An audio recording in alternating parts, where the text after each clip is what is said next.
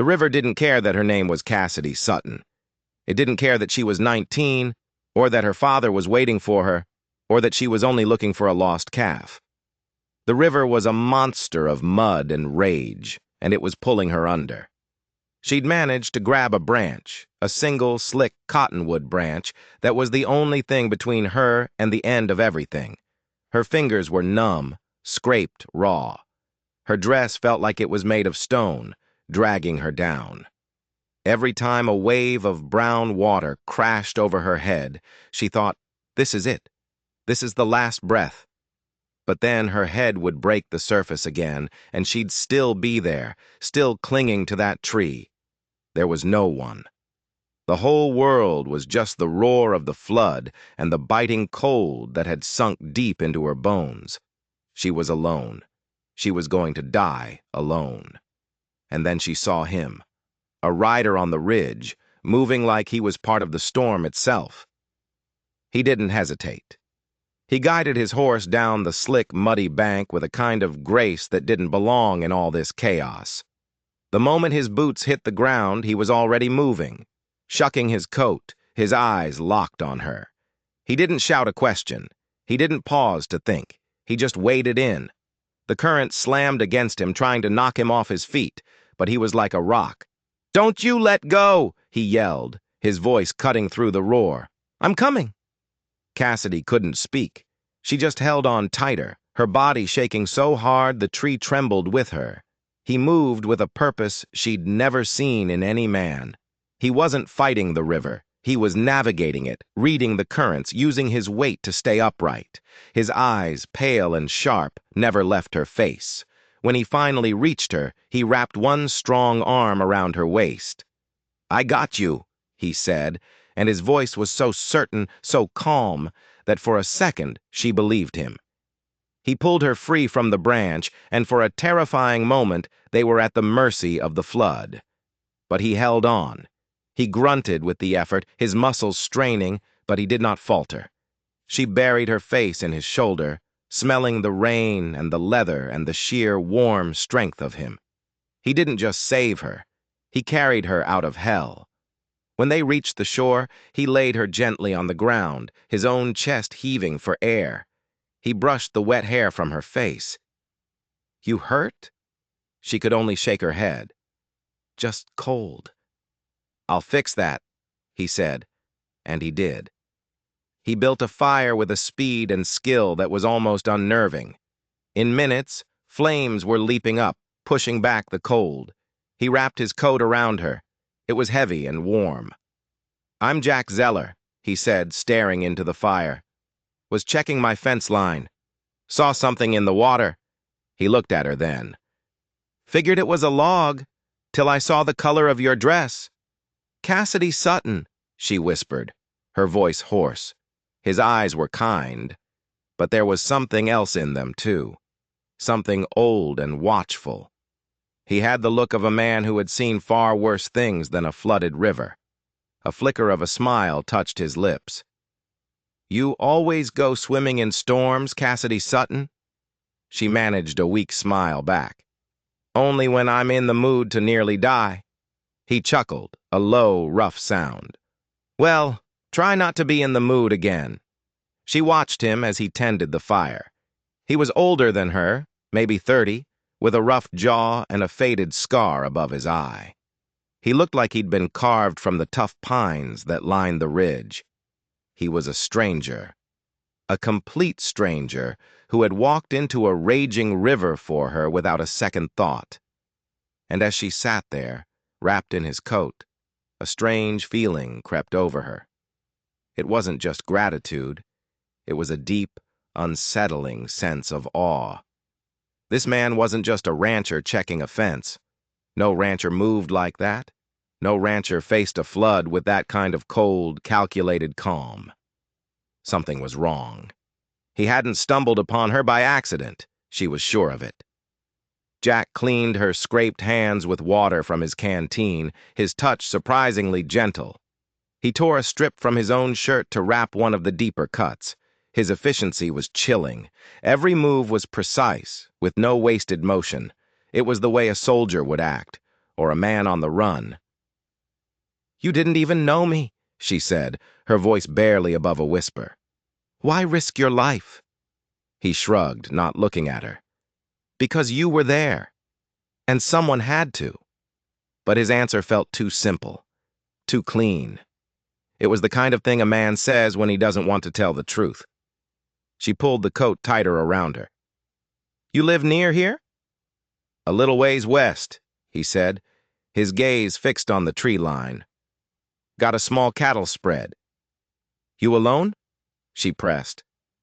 He nodded. "Mostly. My brother comes through sometimes. But day to day, it's just me." The way he said it, the slight pause before mentioning his brother, sent a shiver down her spine that had nothing to do with the cold. It was a warning bell, faint but clear. She told him about her father, about the calf, trying to fill the silence with something normal. But nothing felt normal anymore. The world had tilted on its axis the moment he pulled her from the water. As the rain slowed and the sky began to lighten, he kept watch, sitting with his back against a tree, perfectly still. He wasn't resting. He was listening, watching, waiting. For what? She couldn't guess. But the feeling was undeniable. She was safe from the river, but she had a sinking feeling she'd just stumbled into a different kind of danger altogether. When the sun finally broke through the clouds, he stood and offered her a hand. "Think you can walk?" His cabin wasn't far. It was small, meticulously kept, with firewood stacked so neatly it looked like a wall.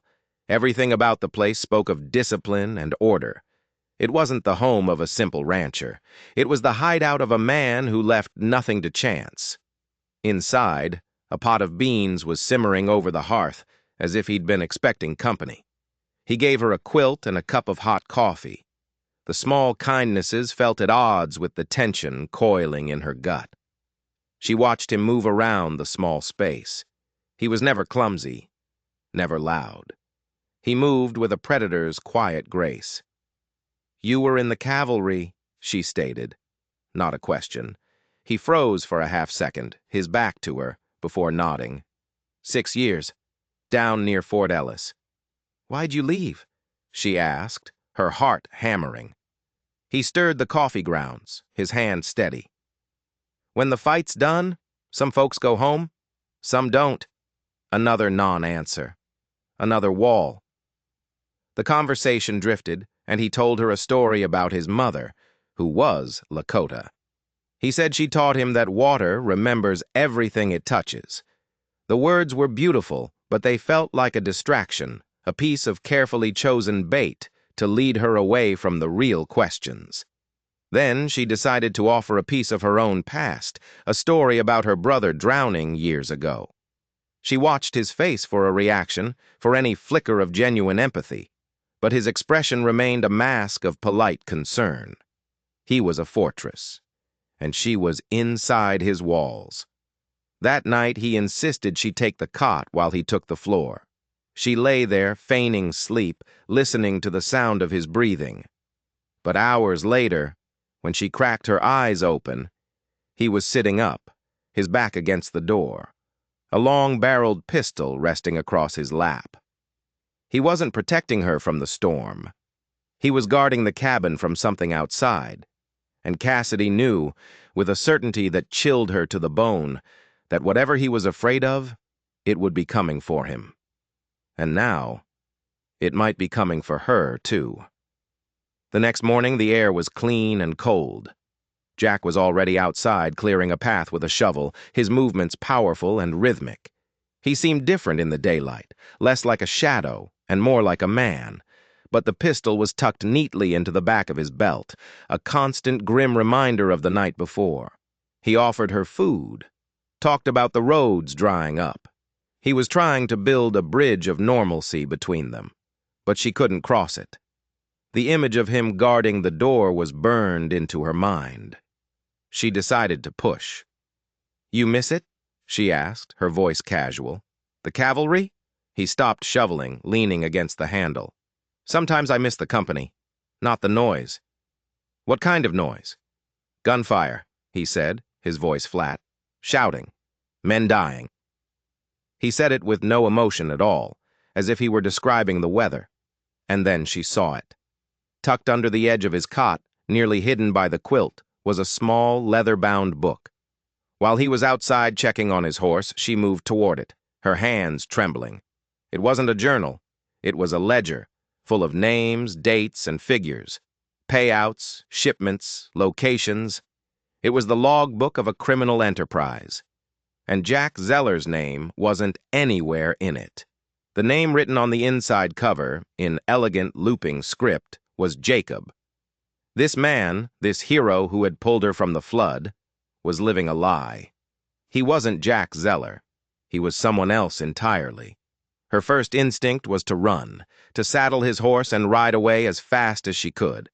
But where would she go, and what would he do when he found her gone? He returned to the cabin, and she quickly shoved the book back under the cot. He didn't seem to notice. "I'll ride you home," he said. "The trail should be clear enough now." The journey to her family's homestead was tense and silent. Every snap of a twig in the woods made her jump. She kept glancing at his face, trying to see the monster behind the kind eyes. Was he a thief? An outlaw? A killer? When they reached the rise overlooking her home, she slid off the horse before it even came to a full stop. "I'm grateful for what you did," she said, her voice stiff. "You don't owe me anything," he replied, his gaze sweeping the horizon, still watchful. "I'd like to see you again," she lied, testing him. She needed to know his intentions. A slow, honest smile spread across his face, and it was so genuine it almost made her doubt what she'd seen. "I'd like that too," he said. The lie caught in her throat. He wasn't just an outlaw, he was a good one. He was charming and disarming, and that made him 10 times more dangerous. She watched him ride away, a lone figure against the vast landscape. He had saved her life, and now she held his in her hands. She had to tell someone. The sheriff, her father, anyone. But as she stood there, a new, terrifying thought took root. The ledger wasn't just a list of crimes. It was evidence. And if this Jacob was part of a gang, they would do anything to get it back. By saving her, he hadn't just put himself in danger. He had painted a target on her back. Her father wasn't home. A note on the kitchen table said he'd gone further up the valley to help a neighbor round up scattered cattle and wouldn't be back for a few days. The house was empty. The silence was deafening. Cassidy locked the doors and windows, her heart pounding a frantic rhythm against her ribs. Every shadow seemed to hold a threat. Every gust of wind sounded like footsteps. She couldn't sleep. She sat in a chair by the cold hearth, her father's old shotgun across her lap, starting at every creak of the floorboards. Who was Jacob? What did he want? Why save her? The questions circled in her mind like vultures. Was the rescue a ploy? Did he know who she was? Was he trying to get close to her family, to their ranch? It didn't make sense. Nothing made sense. The next day, she tried to act normal. She fed the chickens, milked the cow. But her eyes kept straying to the ridge where he had disappeared. She felt like she was being watched. The feeling was so strong, so palpable, it made the hair on her arms stand up. She was checking the fence line along the north pasture, the shotgun slung over her shoulder when she saw him. Not Jacob. Another man. He was sitting on a horse at the edge of the woods, perfectly still, just watching the house. He was too far away to make out his features, but his posture was rigid, expectant. He wasn't a neighbor. She ducked behind a line of thick brush, her breath catching in her throat. Was this one of them? One of Jacob's crew? Had he sent him to make sure she kept her mouth shut? She stayed hidden for what felt like an eternity. The man didn't move. He just sat there, a silent sentinel of dread. Then, as the sun began to dip low, he turned his horse and melted back into the trees. He was gone. But Cassidy knew he would be back. That night, The fear was worse. She barricaded the door with a heavy wooden chest. She didn't even try to sleep. She just waited for the sound of breaking glass, for the splintering of the door. But the attack didn't come. Instead, just after dawn, there was a knock. A polite, firm knock. Cassidy's blood ran cold. She crept to the window, shotgun raised, and peered through the edge of the curtain. It was him, Jacob. He was standing on her porch, holding a small bundle wrapped in cloth. He looked tired, but calm. "Cassidy," he called out, his voice soft. "Are you all right in there?" She didn't answer. Her mind was racing. Was this a trick? Was his gang surrounding the house? "I saw tracks near your north pasture yesterday," he said, his voice steady. "Looked like someone was watching the place. I thought you might need some company." Her heart skipped a beat. He knew about the other man. Was he here to protect her? Or was this all part of a more complicated, more sinister game? She had to know. Taking a deep breath, she unbarred the door and opened it just a crack. The shotgun still leveled at his chest. His eyes widened slightly at the sight of the gun, but he didn't flinch. "I'm not going to hurt you, Cassidy," he said, his voice low and earnest. "What do you want?" she demanded, her voice shaking. He held up the bundle. "I brought you some fresh bread. My horse threw a shoe down the trail. Figured I'd fix it here if you don't mind, and check on you." It was a perfect excuse. A plausible reason for him to be there, but she didn't believe a word of it. She looked past him, scanning the yard, the barn, the tree line. "Are you alone?" He nodded. "I am." She hesitated for a long moment, the weight of the shotgun heavy in her hands. Her gut was screaming at her to slam the door and run. But another part of her, the part that remembered his strength in the river, the gentleness in his hands, wanted to believe him. Against her better judgment, she lowered the gun and opened the door. He stepped inside, and the small kitchen suddenly felt charged with a dangerous energy. He set the bread on the table. The warmth and smell of it filled the room, a stark contrast to the cold fear gripping her. She kept her distance, watching his every move. He didn't seem threatening. He moved slowly, deliberately, as he took a blacksmith's hammer from his saddlebag, but the pistol was still at his belt. "Who was the man watching the house?" she asked, her voice sharp. Jack, or Jacob, stopped, his back to her. He was silent for so long she thought he wouldn't answer. When he finally spoke, his voice was grim. "That was my brother." The words hung in the air, heavy and ominous. This wasn't a simple family visit. This was a hunt. "Your brother?" she repeated, confused. "The one who comes through sometimes?" "That's him," Jacob said, turning to face her. The kind, gentle mask was gone. In its place was the face of a man who was trapped and desperate. "His name is Elias, and he's not here to see me. He's here to kill me." The confession shattered the morning quiet. "Kill you? Why would your own brother want to kill you?" Cassidy asked, her grip tightening on the shotgun. Jacob ran a hand through his hair, his eyes darting toward the window. "It's a long story. One I never wanted to drag you into." "You already have," she shot back. "The moment you pulled me from that river, you dragged me in. Now, you're going to tell me everything. Who are you?" He let out a long, ragged breath. "My name is Jacob Zeller. My brother Elias is a U.S. Marshal." A marshal. The man watching her house wasn't an outlaw. He was the law, and Jacob, the man who had saved her, was a fugitive. "What did you do?" she whispered, the pieces clicking into place with horrifying clarity. The ledger, the pistol, the way he was always watching. "He's hunting you." "He is," Jacob confirmed. "He says I robbed a bank transport a few months back, says I killed 2 guards."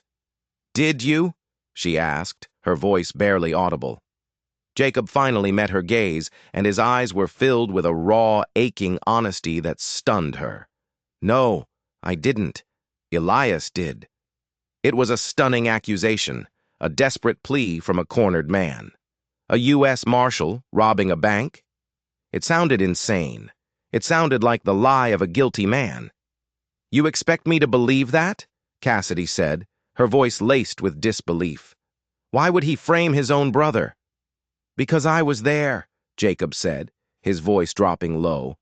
"I saw him do it. The transport was carrying confiscated gold from a mining dispute. It was supposed to go to the federal depository. But Elias had other plans. He and two other men he was supposed to have in custody, they hit the transport. It went wrong. They started shooting.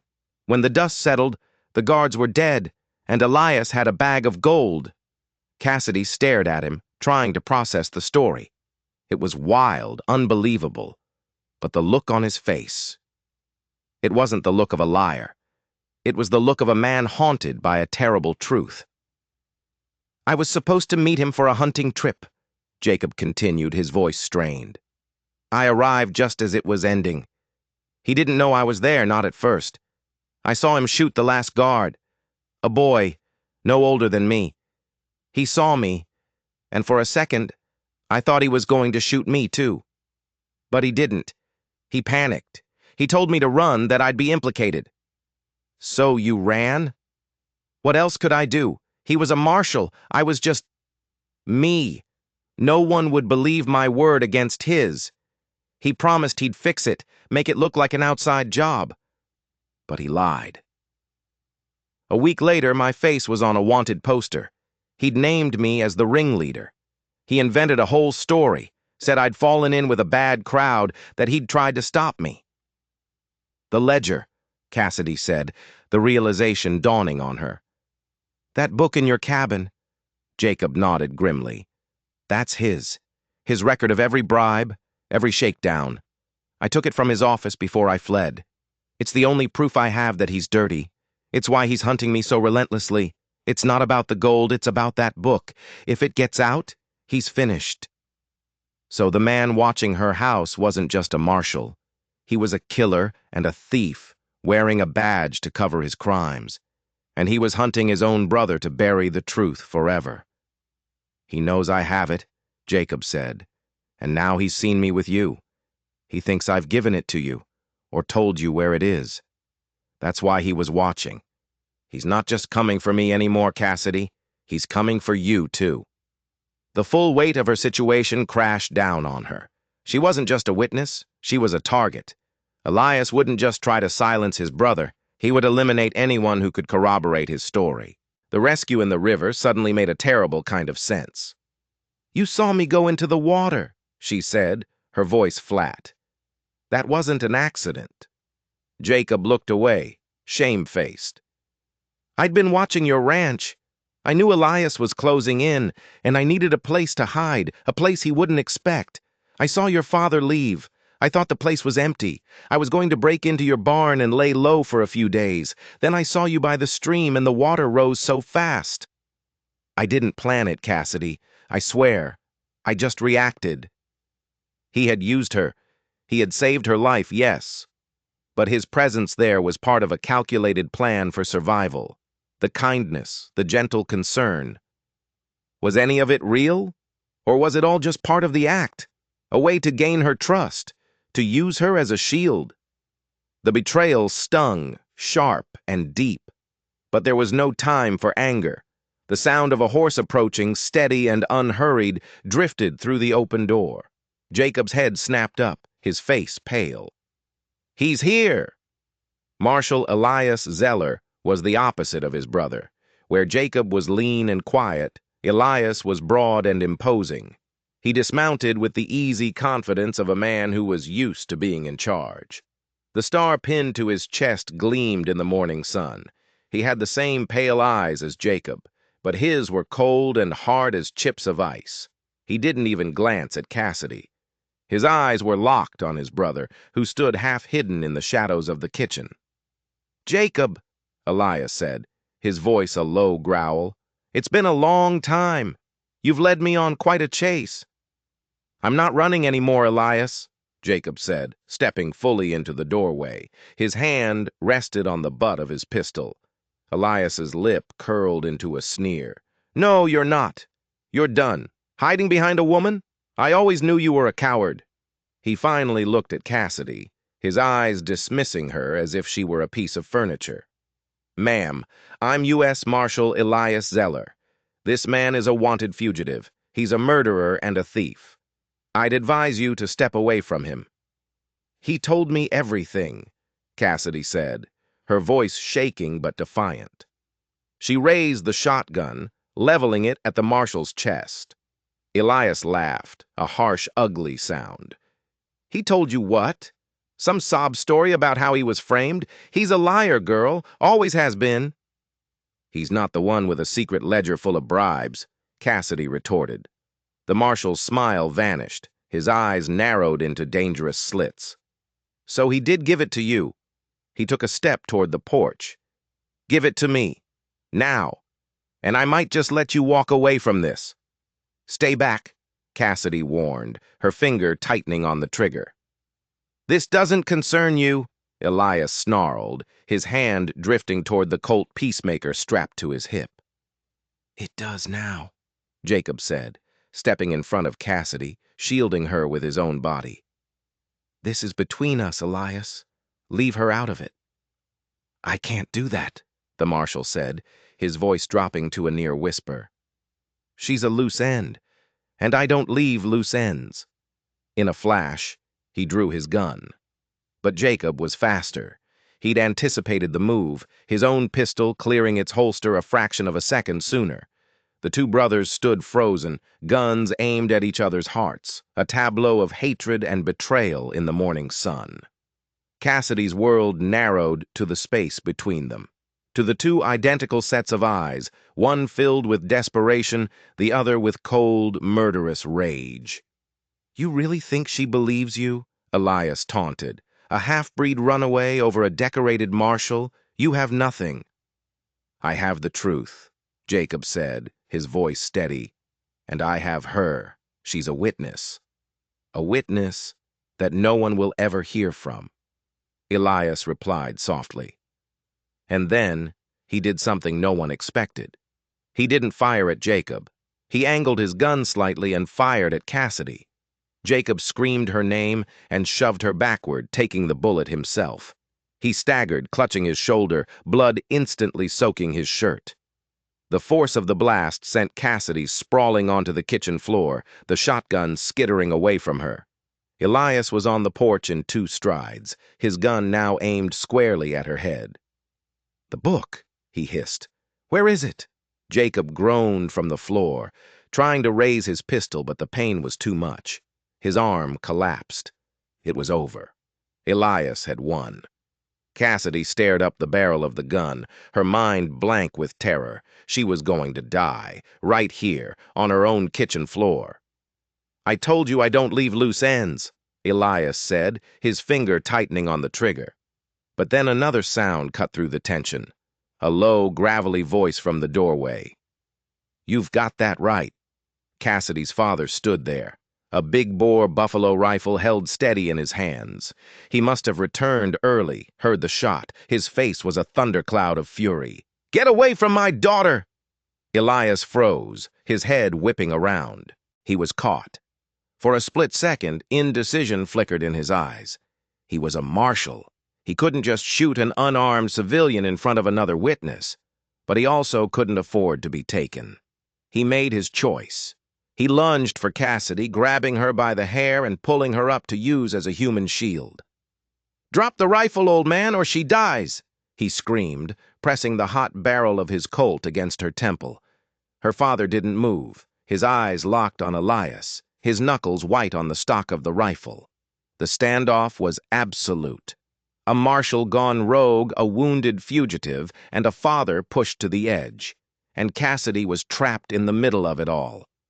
"He's not a real marshal!" she cried out, her voice raw with panic. "He's a murderer!" "Shut up!" Elias snarled, yanking her hair, but her words had planted a seed of doubt.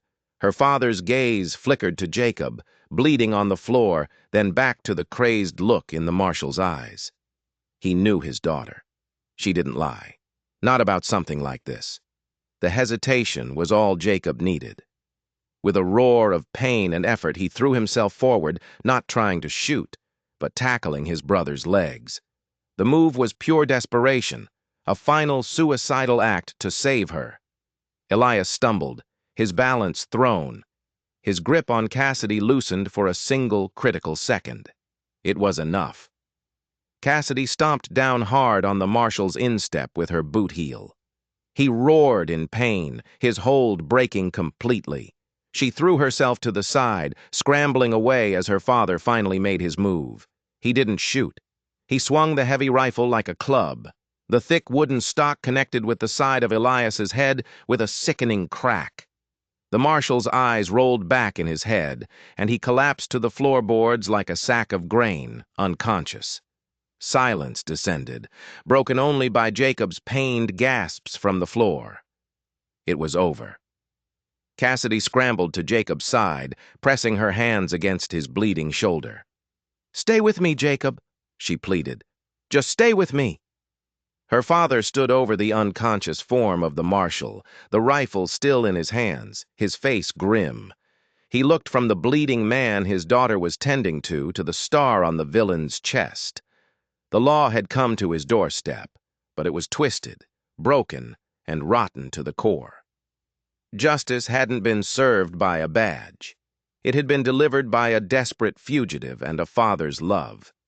They tied Elias to a chair with thick rope from the barn. He was still unconscious, a dark bruise swelling on the side of his head. Cassidy's father, a man of few words and decisive action, had already sent a neighbor boy riding for the territorial judge in the next town with a hastily scribbled note explaining the situation. Now all they could do was wait and tend to Jacob. Cassidy had cleaned and bandaged his shoulder as best she could. The bullet had gone clean through, high up, missing anything vital. He was lucky. He lay on the cot in her father's room, pale and weak, but awake. She sat in a chair beside him, watching the rise and fall of his chest. "I'm sorry, Cassidy," he whispered, his voice hoarse. "I never should have brought this to you." "You saved my life, Jacob," she said softly. "Twice." He managed a weak smile. "I guess that makes us even." She shook her head. "Not even close." She thought about the ledger, the key to it all. It was still in his cabin. "The book," she said. "We need to get it." "It's hidden," he said, his eyes drifting shut. "Under the floorboard beneath my cot, tucked in an oilskin pouch." As dusk settled, her father took up watch on the porch, his rifle across his knees. Cassidy stayed by Jacob's side. The silence in the house was different now. It wasn't empty anymore. It was filled with a shared, fragile hope. When the judge arrived the next morning, flanked by 2 deputies, the scene was a strange one. A decorated U.S. Marshal tied to a chair, and a wanted fugitive being cared for like family. The judge, a stern man named Abernathy, listened to the story with a skeptical frown. He read the note from Cassidy's father, then listened to Cassidy's own account, his eyes boring into her, searching for any hint of falsehood. Then he spoke to Elias. The marshal, now awake and arrogant, spun a tale of a desperate outlaw who had charmed a naive farm girl into helping him. He claimed Jacob had shot him during the arrest attempt. It was his word against theirs. A marshal against a girl, a farmer, and a wanted man. It seemed hopeless. "Where is this ledger you speak of?" the judge asked, his expression unreadable. "It's at his cabin," Cassidy said. "I can take you there."